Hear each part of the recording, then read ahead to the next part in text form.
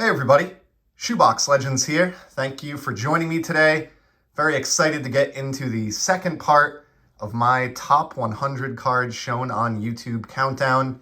If you missed the first installment covering the intro and cards 100 through 76, you can scroll back to episode 564, which has those first 25 cards. And today we're going to get into the second batch of 25. This will be cards 75 through 51. So all of the low-hanging fruit at the beginning of the countdown is moved out of the way. And we're going to see today what I think is an even more impressive grouping of 25 cards than you saw the last time around. So if you missed that and you want to see the beginning of the countdown, go ahead and check that out. And if not, we're going to get right down to it here. Start with card number 75 and work our way down. And as a quick reminder, these are cards that I had to have shown here on the channel between its inception in March or early 2021 through last month. So the cutoff was December 1st. Any card that I showed prior to that is eligible. And without any further ado, let's get into it with the card in slot number 75. It is the Juan Soto Topps Chrome Bat Drop SP, the short print from 2020 Topps Chrome. This obviously is a pretty big Soto card, if you know. It is short printed as the SP would indicate. All of the SPs in Topps Chrome are refractors by default, so there's no such thing as a base or non-refractor version of this card.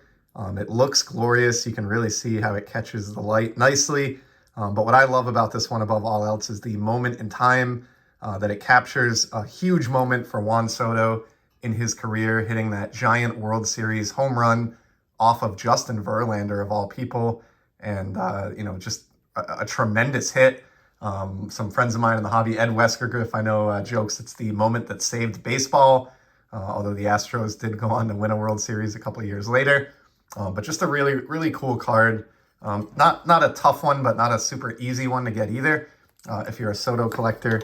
And just glad to have that in my collection of the man. There will be another Juan Soto or two featured later on in today's episode. Let's get to number 74 here. A gloriously shiny insert from the 1990s featuring the greatest hockey player of all time. This is the 95 Select Gold Team, Wayne Gretzky. Check out this card. Pinnacle, which also made Select, was just doing wild things in the 90s with Dufex technology, this foil technology that they patented. And this Gold Team insert is maybe the finest example. Like, this entire card is gold Dufex. It's still pretty legible and easy to tell what's in the photo when you get it in the right light, but man, does it, just refract gold. And what's awesome about it, I've talked about this card before, and maybe some of you have these. They did produce these for baseball as well. It's the only card I know of that also has a fully gold Dufex back. So even the backs of the cards are Dufex. So just an example of the 90s at its wildest and, in my opinion, best. I love that kind of just crazy, off-the-wall, obnoxiously shiny and bright kind of stuff that was coming out in that decade. And I think that Gretzky is a perfect example of that, and happy to have that included in the countdown in slot 74. Moving on now to 73, and we have a soccer card from 2019 Topps Chrome Bundesliga. It is the Erling Haaland rookie card. This is, in my opinion, his most desirable rookie as far as base cards go. He does have a few different cards that came out in 2019. Finest was another one, but this Bundesliga card is generally agreed upon to be his true rookie by most people I know that are in the know. This guy is extremely talented. I was very, very happy to bring this home. Sold a card that I submitted for grading and used the funds to pick up this soccer card in the last year. And I'm not going to get into a whole dissertation on soccer here, but in my opinion, he is one of the two best young soccer players on earth that is poised to have a very successful next, 15 to 20 years here. So cool soccer card there. There will be, I think, one other soccer card further down the collection. Not a ton of them included, but happy to work that one in. That takes us down to spot number 72, and this one is a card that was inspired directly by YouTube. It is the 1973 Topps All-Time Home Run Leaders card featuring Babe Ruth, Hank Aaron, and Willie Mays.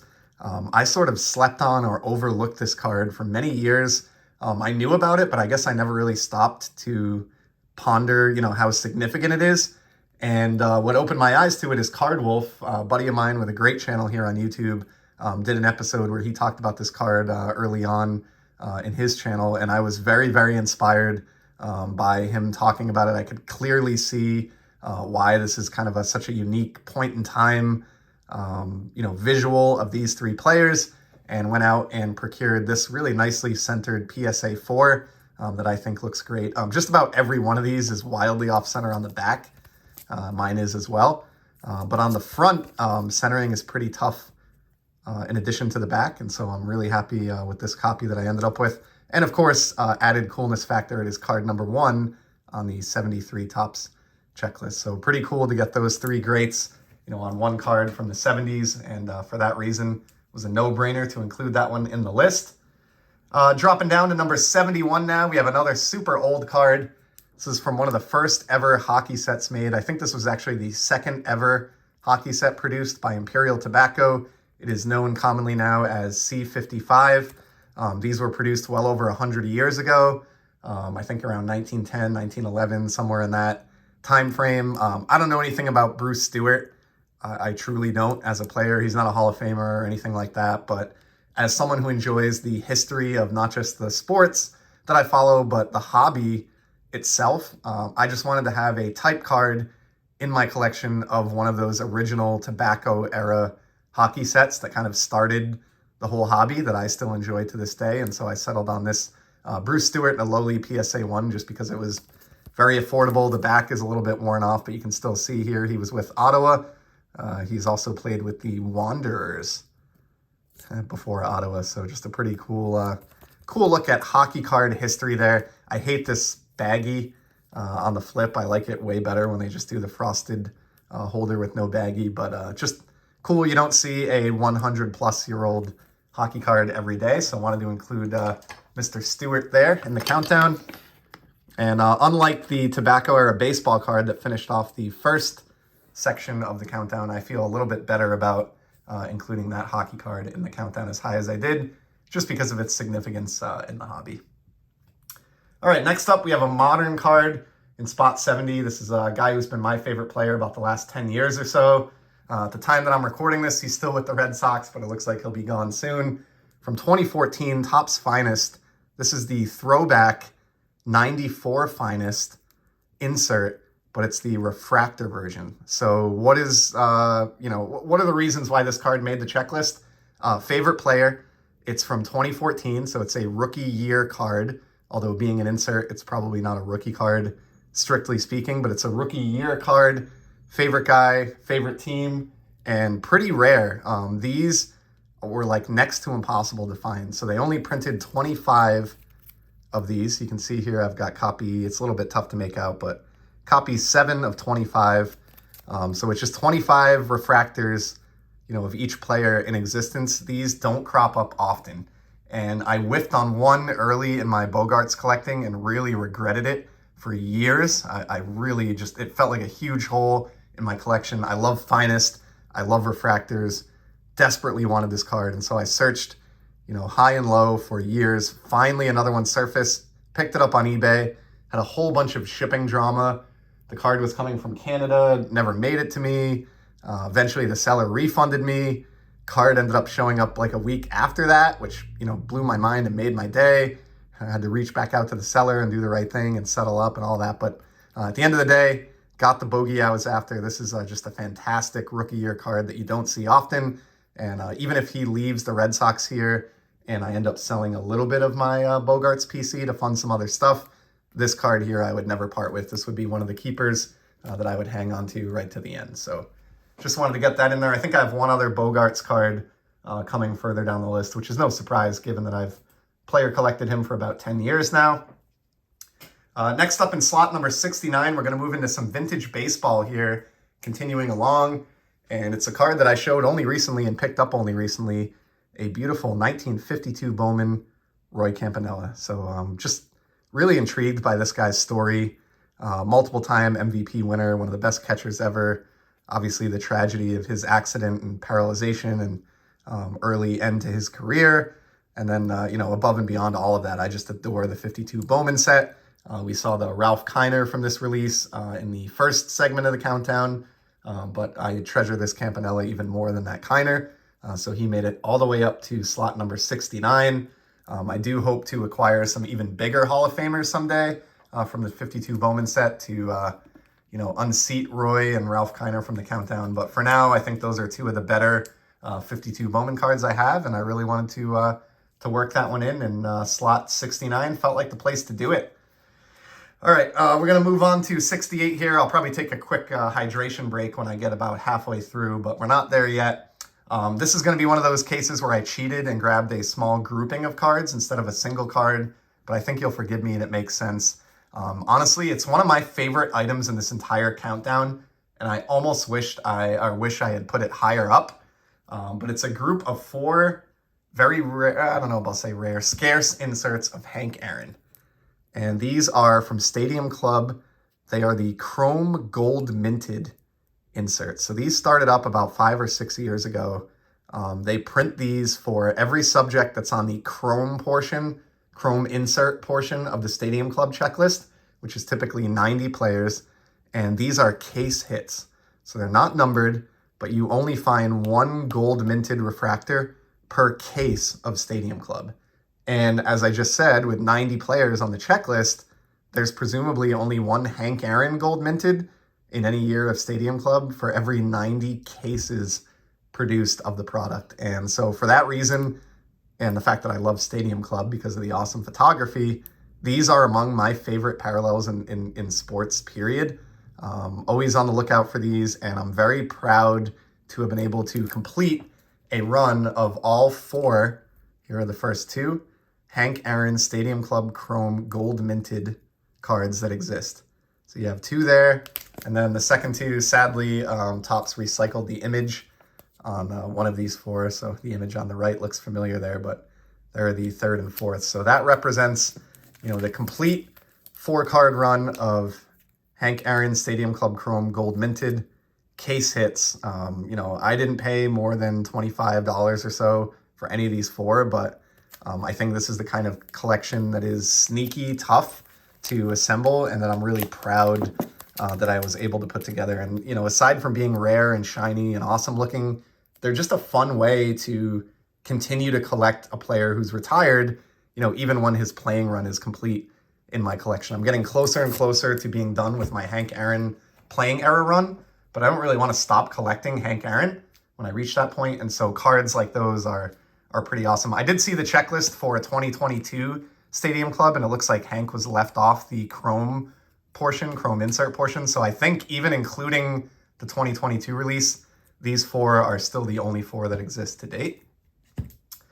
All right, sorry if I gabbed on a little bit about that, but those are real favorites of mine. Stadium Club Gold Minted is a passion and the hobby of mine. But let's move on to number 67 in the list, 2017 Upper Deck Clear Cut Connor McDavid. So mentioned these parallels plenty of times in the past here on the channel, but these are acetate cards. You can see my fingers moving behind there, printed on acetate stock.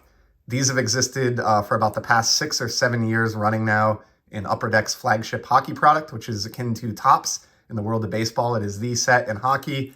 These are not numbered.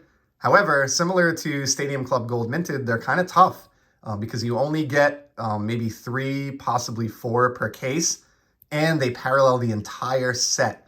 And the Upper Deck flagship hockey set is like 500 cards deep every year. So you have to open a lot of cases of product to find any one player in clear-cut format. I'm a sucker for acetate in general. I think it's particularly awesome for hockey cards because, it's a game that's played on clear ice, so it just kind of works. And this is the best Connor McDavid acetate or clear-cut that I've shown yet on the channel. This is a 3rd-year card of McDavid, who is the greatest athlete on skates. If you have not seen highlights of this guy play, even if you're not a big hockey fan, I would highly recommend on YouTube here just looking up some Connor McDavid highlight videos and watching that guy embarrass his opponents. It is pretty amazing to witness. So cool parallel there of McDavid. Moving up to spot number 66 now. It's another Mickey Mantle. This is the 1968 Topps, the burlap design, Mickey Mantle in a PSA 3. This nicely matches the 68 Hank Aaron PSA 3 that we saw in the first installment of the countdown. And as I mentioned when I showed that card, these 68 burlaps are quickly becoming favorites of mine. Love the classic, like, stoic pose here. And as I said when I showed the Aaron, and as everybody knows that collects vintage, the burlap really hides a lot of damage. And so this card looks spectacular for a 3. Really makes me want to go chase down the rest of the 68 Topps Hall of Famers in like PSA 3 grade, because I don't need anything nicer than this, and I'm just really attracted to that burlap. So just another cool mantle there. Let's keep moving on here. Slot number 65. This is a unique hockey card from the 90s, from the 95 Finest Hockey release. This is the gold refractor of Wayne Gretzky, number 99. Look at that etching through that team logo and jersey there, and his face, his helmet, even the word Sterling. I mean, this is when Topps was doing shiny cards right. I showed a 93 Finest Baseball refractor of Will Clark in the first portion of this countdown. And here we have the hockey side of the house. This was the second year for Topps Finest Hockey. They started the year prior in 94. But in this set, 95, they introduced the different levels of rarity for the refractor. So you had bronze, which were the easiest to pull, silver, and then these gold. You'd only get 1 or 2 per hobby box, period. And they would usually be bronze. These gold are brutal, and they've become pretty tough and pretty valuable over the last 25 years. Plus, since this set came out, I am very, very honored to have the Gretzky in my collection. I think it's one of his finest, pun intended, cards from the 90s as far as shine goes and rarity, and probably the greatest card of him with the St. Louis Blues, which was a short-lived tenure of just like a couple dozen games at the end of a season there. So just a cool card for all those reasons. Continuing to see more Gretzky on the countdown here, and we'll see more of his even today as we progress. Let's do one more, and then I'm going to take a quick hydration break and get through the second half. In slot number 64, we're down to now.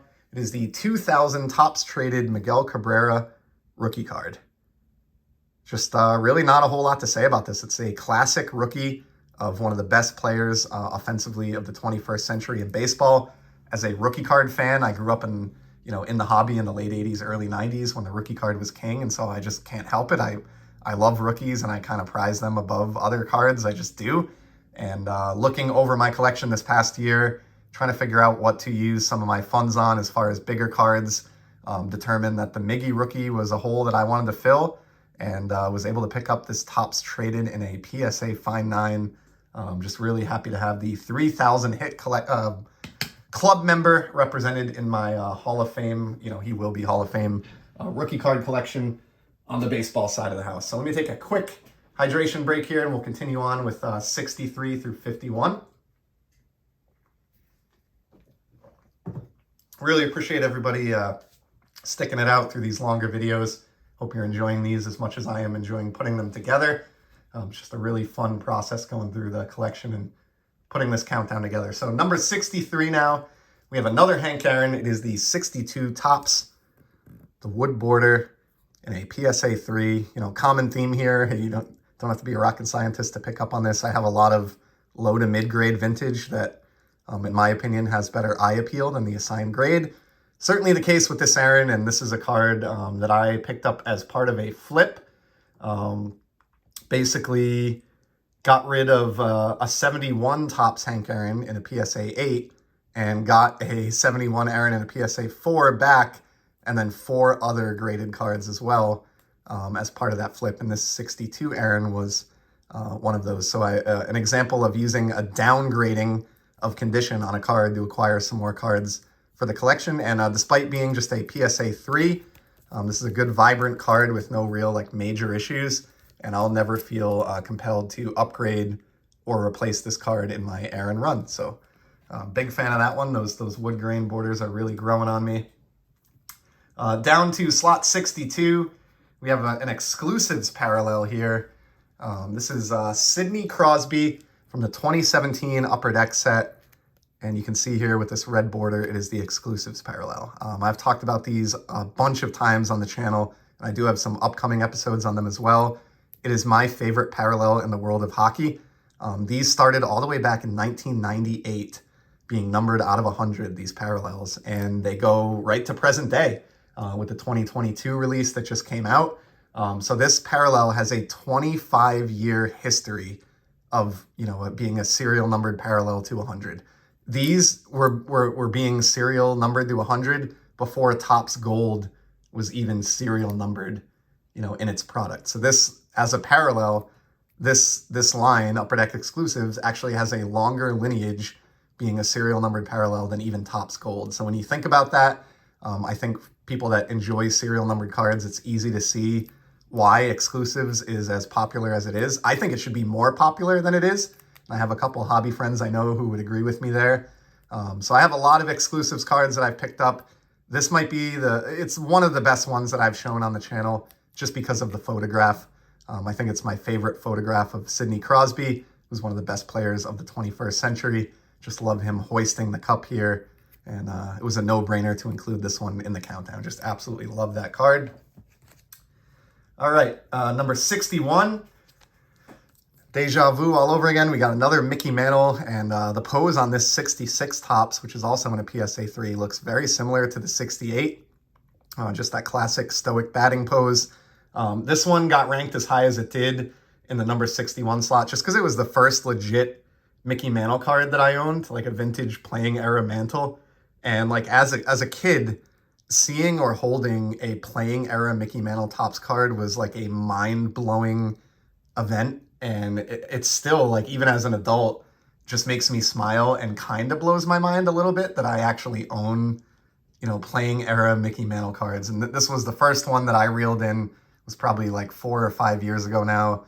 Before that, I always just thought he was too expensive or I couldn't, I wouldn't be able to go there. But this one gave me the confidence to move forward and pick up some others. And now I've gotten to the point where I'm actually working on a complete run of his cards. So at least not complete, but 1953 through 1969. So there's a look. And again, another example here of a card that's a PSA 3, but it looks really, really nice to me. I won't need to upgrade this copy. So there's another Mick. All right, where are we at now? Slot number 60. And again, cheated here and did a pair of cards. These are my best two Juan Soto cards, and they're closely related. This is as high as Juan Soto is going to make it up the list, even though I do enjoy collecting him. He's a young guy and he has a lot of career left to go, so I don't think I have any Juan Sotos inside my top 50. But here in the number 60 slot, I have two pretty big rookies that I picked up this past year, really in the offseason before this year. But I've got the 2018 Topps Chrome Update Pink Refractor. His most accessible but still not cheap refractor rookie card from Topps Chrome. Just love this. I actually like the way the pink looks with the red of the Nationals uniform. I think the image on his Topps Update rookie is just really classic and one that is going to age well if he continues to produce the way that he has and continues to be a darling of our hobby. And then to go along with that, its counterpart from Topps Update, I also am fortunate enough to have the rainbow foil variation as well. I like this one even better, quite honestly. I think this is kind of like a sleeper card. I think more people are into the pink refractor, but holding them both in the light, and no shame to the pink refractor at all, but tell me that rainbow doesn't look even nicer. These are just so cool.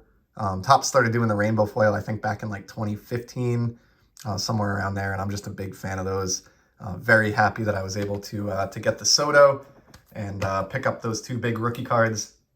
It'll be kind of fun watching his career, unfold in the years ahead with those two rookies in hand. So that's something that I really love about collecting active players. It just feels like extra significant or cool when a player that you collect or have big cards of is on a tear or has some big games. And while I love collecting vintage, you don't really get that. And so I think I would miss out on some of that if I did vintage only. So happy to have those Sotos. All right, down to the 50s now. We got slot number 59. Is this beautiful 1961 Topps Hank Aaron in a PSA 5. I don't think a lot of explanation is needed here. As far as the 60s go, this is one of my favorite Hank Aaron cards just because I love this image. The jersey is great. You got those recognizable stands at Seals Stadium in the background there. I just adore everything about this card. It's a nice mid-grade version and a PSA 5. I didn't break the bank for it, but I think it looks, fantastic, and I will never need to upgrade it. So it's just another one there for the Hank Aaron run, and we'll put that one up in the background. I like the image enough on this one to continue to look at it here as we move forward. Excuse me while I clear my throat for a second here. Still getting over the last of recent COVID infection. All right, we got about 8 cards to go here, so let's pick up the pace and see if we can knock this out in just a little over a half hour. Card number 58, this is one of my favorite modern cards from the last maybe year or two in the baseball realm. It's one that I instantly wanted a copy of the second I saw it, featuring Mike Trout from the Donruss release in 2022. It is the Marvels insert. This is like the Red Wave, which is numbered out of 149, you can see here. Just an absolutely gorgeous card. I'm not a comic book reader or collector, but I still love the crossover appeal of this comic design that Donruss did here. I think this particular card and this particular parallel with the team color match does a really good job of hiding the fact that it's a non-licensed card. A lot of times the Panini releases that really screams at me, that lack of license and logo, and it kind of bothers me. But with this card, I think it works. And I just, I could stare at this all day. I do have a decent Mike Trout collection. I'm not like a super collector of his like some folks undoubtedly are, but I've got a few nice cards, and I would put this one among my top 10, favorite Mike Trout cards in my entire collection, whether I've shown them on YouTube or not. And so that one easily made the cut inside the top 60 at number 58. Next, we got number 57. This is the 2014 Topps Mookie Betts. It is the SP variation where he's smiling in the dugout. And aside from just being a fantastic card of a player who I think is undervalued in the baseball card market and was a hero for my hometown Red Sox, won an MVP in a World Series here. I just love the short print variations and the image variations. This has, become a pretty big card over the years. What's possibly most amazing about this to me, quick backstory, I pulled this out of a $5 Walgreens repack that you see, like a Fairfield repack type thing years back. I wish I was doing YouTube at the time, so I had a video of it to look back on. You'll just have to trust me, but it is by far the single greatest card that I've ever gotten out of one of those janky repacks. I still can't believe it happened, and so I think the card is cooler to me and even higher on the list just because I do have that interesting story about pulling it. All right, card number 56, just more classic, beautiful looking vintage here. It is a 1964 Ernie Banks. This one is really just on here because it is clean, gorgeous. 64 is a favorite set of mine as far as vintage cards go, and this card literally looks like it just spilled out of the pack. Just a really nice portrait shot there of Let's Play 2 Ernie Banks. I think this might be the highest ranked Banks that made the countdown. We did see one of his cards in the first installment, but the 64 comes in at number 56. Number 55, we have another 90s shiny insert, again from the hockey side of the house. It is the 94 Donruss Elite Series Wayne Gretzky. Check out this gorgeous card. It's obvious why this is on here.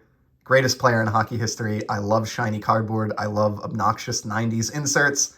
This checks all those boxes. Donruss did put out a few different Elite inserts of Wayne in the 90s, all numbered to 10,000. But this particular one, which is the second year they did them with the scalloped edges and that great refraction and rainbow going on the border and the foil work, this is my favorite of the handful of Elite Series Gretzkys that exist out there. Just really happy to be the owner of one of these. And I would actually happily buy more copies of this card in the future if I can find them at the right price. All right, we're down to 54, and it is the Say Hey Kid 1956 Topps Willie Mays and a PSA 3.5. Just a really nice looking card here. This is one of the older Mays cards that I've shown here on the channel. It's just really, really stunning looking. I think this is actually the oldest Mays card that I've shown on the channel. Got this again as part of an epic flip where I sold a $5 soccer card for a lot of money and then used those proceeds to buy 5 slabbed cards of Hall of Famers instead of that one soccer card that I sold. So just proud of this one. I haven't really attacked the 56 top set with any vigor or Ernst, but I just love any Willie Mays slab. I would like to work on a playing era run of his cards, and I do have a few. It's just I've really been focusing more on Hank Aaron and Mickey Mantle and trying to get those guys done first before I go too far down the Mays road. 3 cards left here. I'm over the 30-minute mark, so thank you for sticking with me. But in slot number 53, the 2018 Upper Deck exclusives, Connor McDavid, numbered out of 100. So everything that I said about the Sidney Crosby exclusives a few minutes ago holds true for this card. Longest running serial numbered parallel that I'm aware of in sports, and huge fan of these. McDavid is the best player in the league and has been for a few years. And so this is the only graded Connor McDavid exclusives parallel that I have. You can see that it's number 44 out of 100. Ooh, sorry for that awful glare, but it's number 44 out of 100 exclusives. It is a PSA 8, which just allowed me to get it very cheap. Don't care about that in the least. Certainly not on a card that is serial numbered to 100 or less. All right, number 52 is this card here, the greatest trophy in sports. The Stanley Cup card from the 1969 O-Pee-Chee hockey set. That is right, an entire card dedicated to a trophy. Love the Stanley Cup. I mean what I say when I say that it's the greatest trophy in all of sports. I love that every winner of it has their name engraved going back 100 years on the cup. So much history there. So many great photos of every champion of the last, number of decades hoisting that thing and drinking champagne out of it and so on and so forth. Just love that there are a couple of hockey cards like this that are solely dedicated to the cup.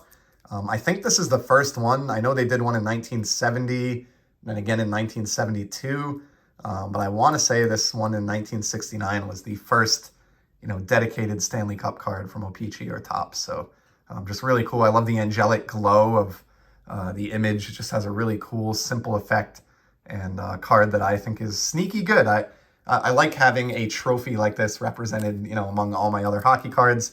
And as a bonus for this guy living in New England, on the back here, you may recognize this famous defender, number 4 for the Bruins. It was part of the puzzle that was made up by those card backs. And the final card in today's countdown, number 51 overall in the top 100 cards I've shown on YouTube, has kind of a cool personal story. So I actually won in my first year on the platform the 400 subscriber contest for John, Wade Boggs fan, and got a very generous eBay gift card as a prize. Was pumped to win, but I didn't want to just use the gift card on any old card. I wanted to do it. I wanted to purchase something that kind of made the whole experience memorable and that I would use to think back to John and his contest whenever I looked at the card. And I would say I succeeded. So with the proceeds, was able to land this graded, authenticated Wade Boggs rookie card autos. This is his 83 Topps autographed by the man himself, nice thick blue pen, and then authenticated by the folks at Beckett. Just beyond cool. I did already own a copy of the Boggs Topps rookie card. Being a Red Sox fan, this guy was just, him and Tony Gwynn absolutely ruled the 80s into the 90s as far as hitting goes. They're up there with names like Pete Rose and Ty Cobb and names like that as far as their ability to just make contact, hit for average. If you look at Wade's, hitting stats throughout the 1980s, it is just like mind-blowing. And I think if anyone were putting up numbers like that consistently year after year today, the hobby would be going like just totally crazy for a player like that. And so I'm surprised that Boggs doesn't get more love than he does, outside of John, of course, who has the most epic Wade Boggs collection in history. But yeah, just a cool story there. I'm really proud that I used that gift card and was disciplined and took those funds and did something that reminded me of John, where I won the gift card to begin with. And to this day, like a year and a half later, every time I pull out this card and look at it, I instantly think of John and his awesome channel and that contest that I was fortunate enough to win. So that is number 51, and that is the end of today's second installment in the countdown. Appreciate you sticking it out for now 35 minutes. of sports card talk. I will be back next Monday. I'm going to try to do a round of 25 each Monday with cards 50 through 26. But until then, thank you again for stopping by and enjoy the hobby. Take care.